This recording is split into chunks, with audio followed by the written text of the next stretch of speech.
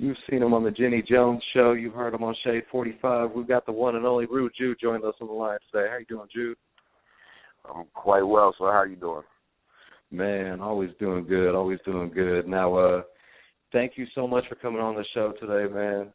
Appreciate you coming on. No problem. And, so, like I mentioned in the intro, you started out on Jenny Jones, correct? Yeah, that's right. Okay. Now, for those who don't know how that all... Damn, so you've been in the game a long time. Yeah. Yeah, I've been in the game for a minute. Yeah, 20 years ago. 21 years ago. I'm 41 now, yeah. Damn. Now, how did the Jenny Jones thing all come about? Well, I had a friend that sent in, I had two friends that sent in before and after pictures. I used to be ugly, now I'm pretty. Only one got picked, and she didn't want to go on by herself, so we just made up that I made fun of her, and she didn't confront me, and that's how it happened. Like, I hadn't been out the state in a long time because I kept getting on probation, and I finally got off probation, so I was like, let me get the hell out of the state and go see somewhere else. And a free trip to Chicago sounded pretty good, so I did it. And when I went on there, I didn't know what to expect. Everybody was kind of yelling at me, but I just kind of cracked on them back, and I was better than they were. And by the end of the first break, everybody liked me, and I was just cracking jokes. Damn. Yeah. And everything kind of just took off from there, huh? Yeah, I ended up doing about 80 shows for Jenny Jones over a few-year period, like a 5-year period. And decided to come out to Los Angeles to pursue acting. Wasn't that good at acting, so I ended up washing dishes, and then out of nowhere, the M&M job popped up. My boys with Paul Rosenberg. I came up with some ideas. They gave it to him, and they gave me a tryout. Oh, wow. So that's when you first made the transition to radio, or? Yeah. Wow. I was on the college radio station. I didn't go to the college, but I was on the college radio station for a few months, but then we got kicked off because my co-host got in a fight with another rap show. I wasn't there that day, but there was like a big fight, and we got put off the air. So I had like a little bit of radio experience, but nothing in the professional realm. Yeah. Do you like the radio better than doing TV, or what was the challenges in the transition with that? Radio's cool. It's more intimate. It's like you in a car with somebody, you know, like think about when you're driving home or something, you listen to radio. So it's a bit more intimate, but TV pays better. Definitely. You get mailbox money. I wasn't getting that mailbox money off of Jenny Jones. I was getting fucked. But if you got like a proper television show, like Willie K-Cup, it's life-changing. Yeah. Now, do you still talk to Jenny at all? Nah, I haven't talked to her in a long time. I was watching old videos and I saw she used to be a comedian, and I saw how she was like lining me. She'd throw me jokes and I'd miss them. I didn't even notice it because I was so inexperienced that the jokes would go right by me, and I was making everything up as I was going along. So I'd be a little nervous out there. So I wrote her and was like, hey, I was looking at some old stuff, and I saw that she was throwing me jokes, and I just kept missing. Thanks for having me on. And she never hit me back, and that was that. Damn. So you were actually making that all up as you went along, just off the top, huh? Yeah.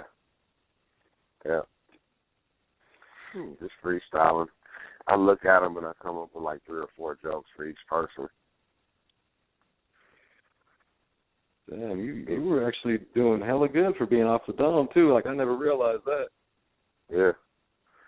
Yeah, it was tough. Like we go out, it was like I couldn't turn that shit off. I'd be with my girlfriend, like out to dinner, and she'd think I'm checking out girls, and I'd just be like thinking about like 10 things I could say about them, you know, like you know, she got a big ass head, or she got ashy knees, like, you know, like boom, boom, boom, boom, reading these chicks.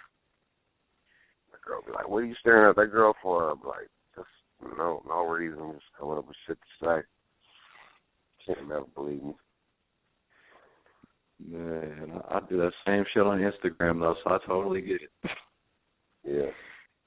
But now you wrote a couple of books actually as well. Yes, I did. I wrote Hyena and Hummingbird. That's basically the short stories about kind of coming up in Michigan and then just getting along in New York and Los Angeles. All true. A lot of sex and drugs and wildness. Man, yeah, I've read both books, and now I noticed in there with a lot of the drugs, a lot of the time there was times that you had people around you that were having a bad trip, and you were the one like basically helping get them through it. Is there ever a time you had like a really bad trip on some drugs? Yeah, I OD'd on PCP. That was a bummer. I went catatonic and just was fucked up I was catatonic for a few hours, but then I was fucked up for a couple months.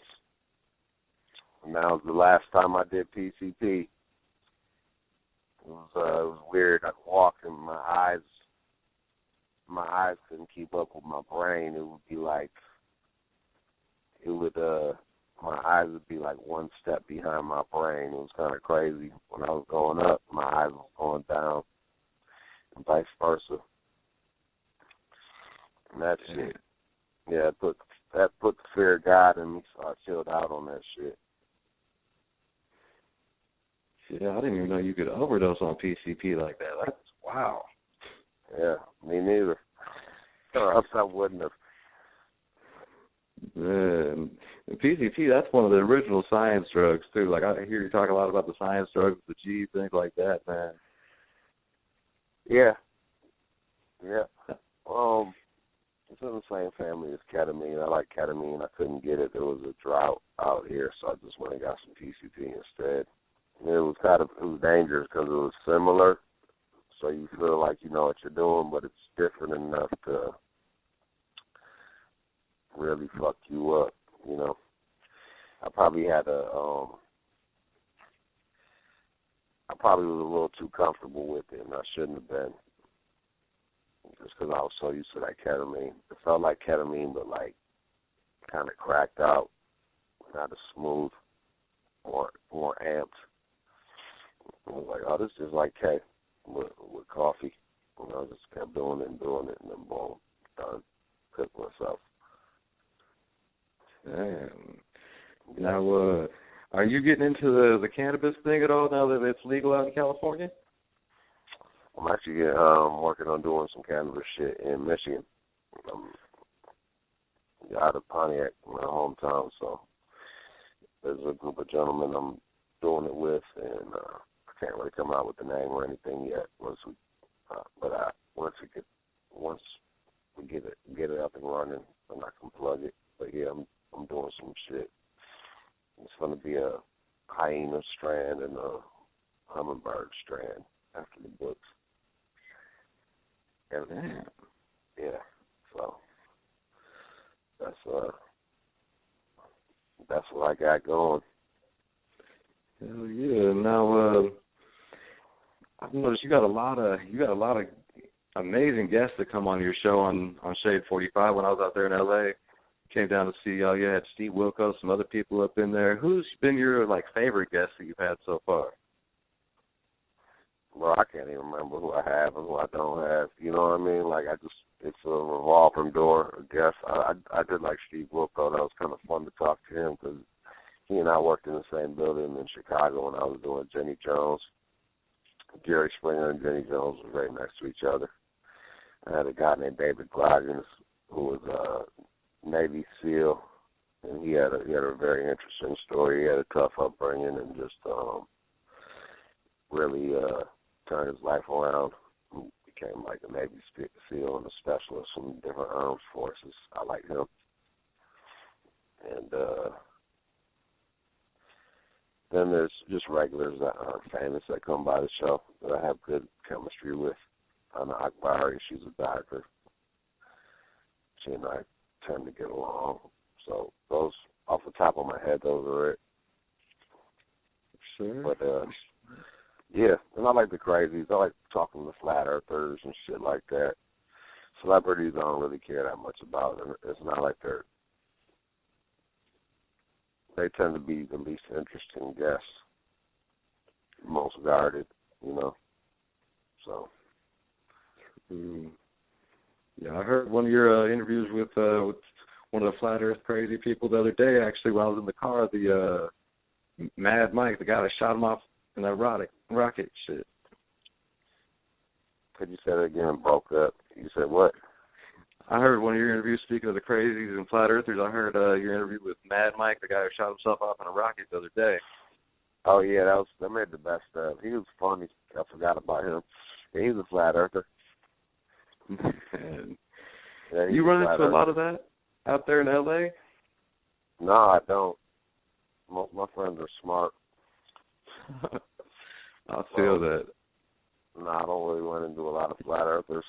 I was banging some chick that was a flat earther, and I was like, you can't talk about that. But then I stopped fucking her, so that was that. Man, yeah, I remember hearing about that, and I believe that was in Hummingbird, right? Yeah, that's right. But I just stopped talking to her because she was a flat earther. I stopped talking to her because she wouldn't give me head. It has not even my favorite, but I just was like, that's some bullshit. Like, I go down on you fair is fair. Like, suck my dick.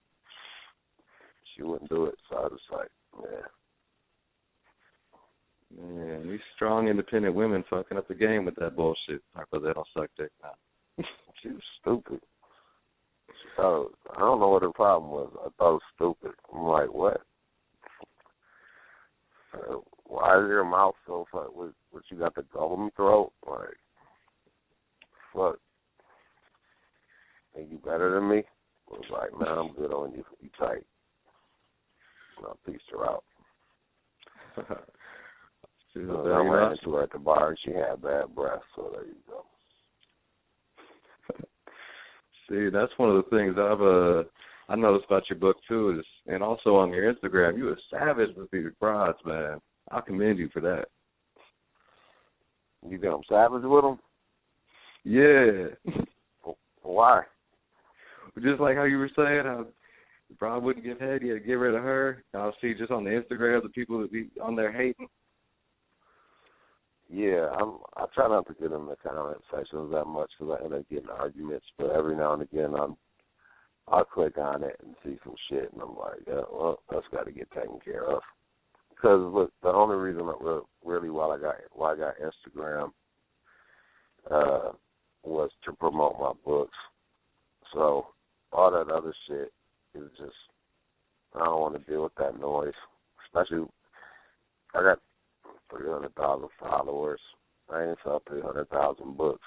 So if cats are up on there like talking shit to me and they're not a part of what I'm trying to do, then I just get rid of them. Like, I'll dog them out and get rid of them. Like, I don't need them. I value my time. Exactly, because a lot of these people don't understand time is money, man. A lot of us ain't on there just to fuck around. A lot of us on there promoting something or trying to do something to make us a little bit of money on that shit. Yeah. True. I just got paid to do some commercial on there yesterday.